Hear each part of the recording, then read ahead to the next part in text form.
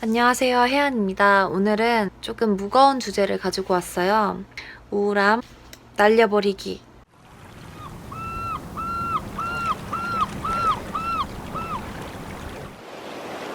예전부터 여러분들과 공유하고 싶었어요. 지금 우울함을 굉장히 심하게 슬픔을 가지고 있으신 분들 꼭 이 영상 보고 제가 말씀드리는 것을 생각해보고 행해보면서 나아지는 그런 삶이 되었으면 좋겠습니다. 힘내세요. 이제 시작해볼게요. 분명히 지금 드라마 쓰고 계실 거예요. 스스로 감정에 빠져서 예전에 비슷한 일들을 뭔가 머릿속에 전개하고 해석하고 생각이 가만히 있지 않거든요. 갖고 있던 요만큼이 엄청 많은 큰 처절함을 일으킬 만한 그런 슬픔으로 되게 다가오게 되면서 그 드라마의 주인공은 나야.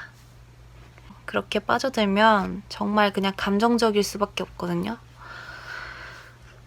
그 연극에서 그냥 떨어져서 관객이 되어서 자기 자신을 한번 봐보세요.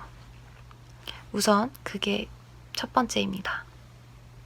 그 다음으로는 뭐 때문에 내가 화가 났거나 뭐 슬펐는지, 이 부정적인 감정이 어디서부터 왔는지를 파악하셔야 돼요.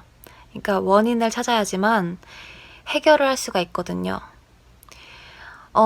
그게 어떤 것에서부터 자극이 왔는데 그 자극이 왜 자극이 되었는지, 내 안에 어떤 것 때문에 이게 자극으로 왔는지, 이 감정이 왜 올라왔는지, 그걸 파악하셔야 하고요. 그게 스스로에 대한 뭔가 불만족일 수도 있고, 자격지심 뭐 이런 것도 있고, 그게 또 직업적인 걸 수도 있고 아니면 애정 문제일 수도 있고 여러 가지가 있잖아요. 근데 중요한 거는 이 핵심, 내가 왜 이 감정을 느끼게 되었는지 원인을 찾으셔야 돼요. 그 원인을 찾으셔서 이 원인을 갖다가 정면 돌파하셔야 합니다. 회피해가지고 다른 데서 이렇게 풀고 이렇게 한다고 그게 해결되지는 않거든요.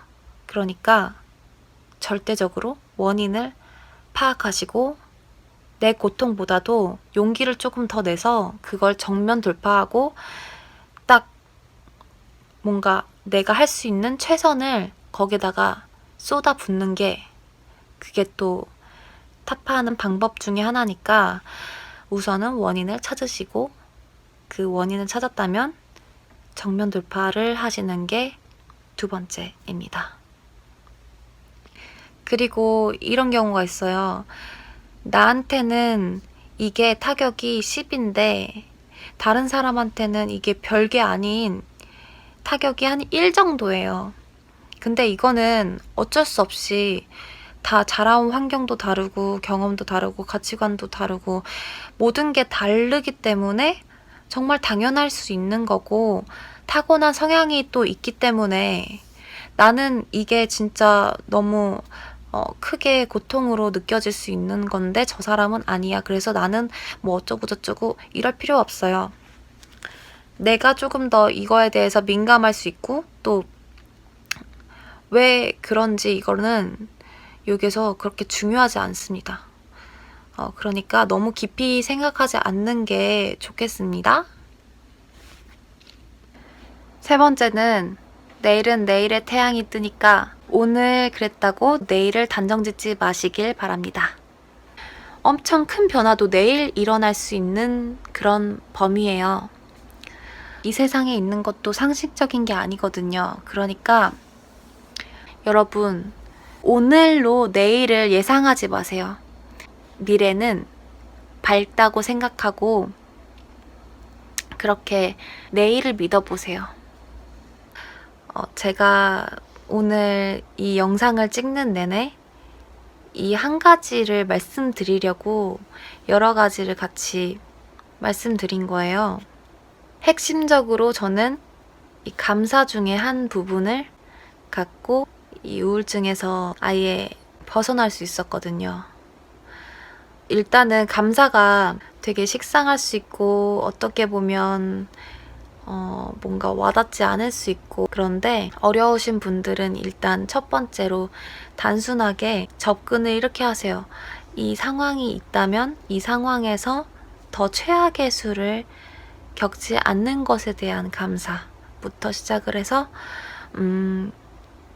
내가 이 경험을 하는 것은 어떤 의미로서 나한테 온 것일까? 여기에서 배움은 무엇일까? 그 배움에 대한 또 감사를 느끼고 이런 경험을 할 수 있는 것에 대한 감사로 가세요.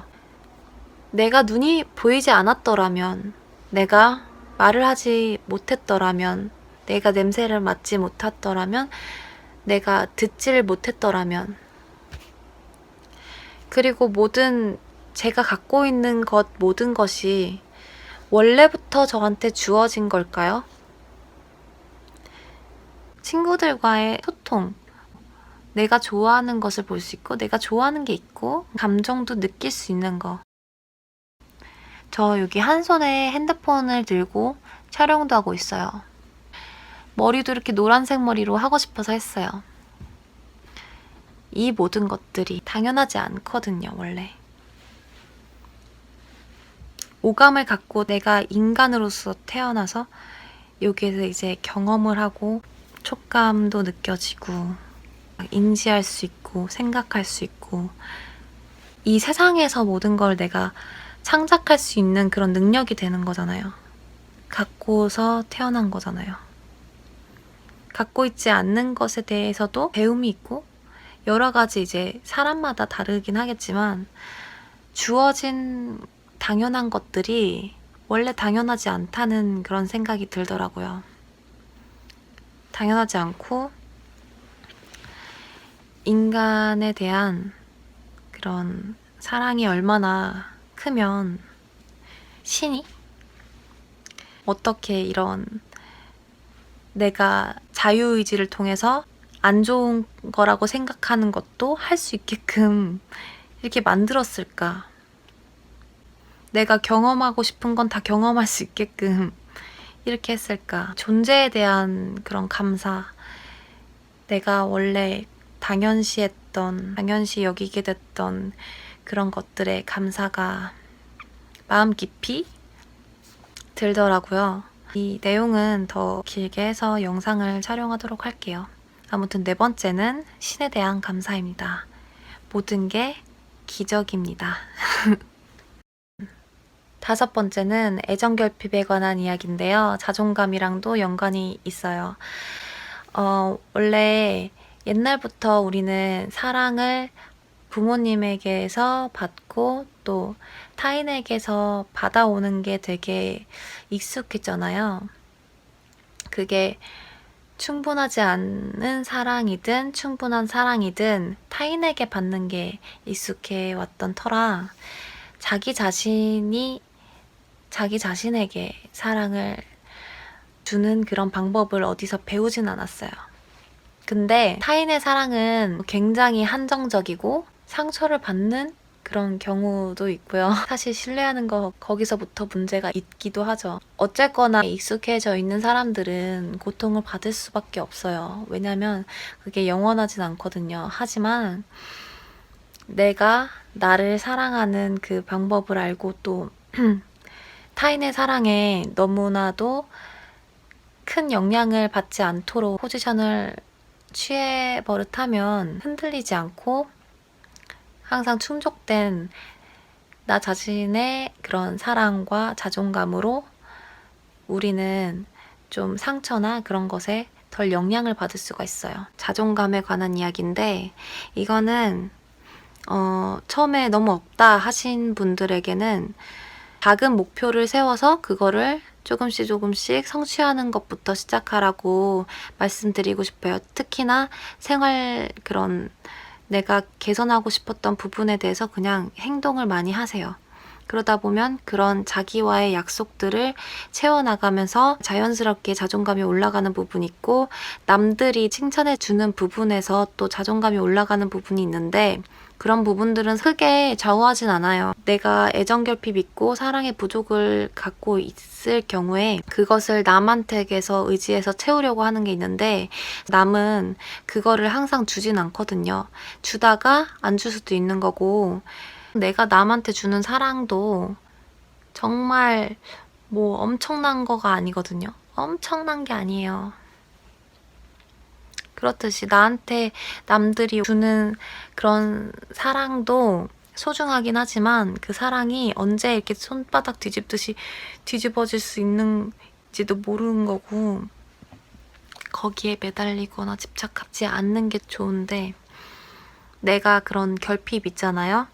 사랑을 받지 않은 것에 대한 결핍이 있어서 그런 그 마음의 쓸쓸함을 갖고 있다면,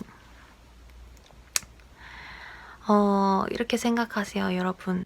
그런 거를 애초에 기대하지 마시고 의지하지 마시고 스스로 나를 아껴주고 사랑해주세요. 그만큼. 언제든 마음은 달라질 수 있어요. 남의 마음도 나의 마음도. 근데 남의 마음은 언제든 떠날 수 있지만, 내가 나를 좋아하는 거는 내 의지로 할 수 있어요. 자기 자신을 사랑하는 게 중요하지, 타인이 나를 어떻게 보지, 뭐 타인이 나를 사랑하지 않아, 이런 거는 크게 문제가 되지 않아요. 6번째는, 지금 이 순간 이 현재에는 고통스럽지 않거든요. 정말 육체적으로 뭔가 힘든가요? 정신적으로 그렇죠. 육체적으로 지금 이 순간에는 문제가 없어요. 항상 지금 이 순간에는 문제가 없기 때문에 괜히 생각으로 과거와 뭐 미래를 왔다 갔다 하고 뭔가 없는 일을, 아니면 예전 일을 괜히 생각해내가지고 이렇게 스트레스 받거나 하지 마세요. 지금까지 혜안이었고요. 좋아요 버튼 많이 눌러주시고 구독 버튼도 눌러주세요. 댓글 감사합니다. 안녕.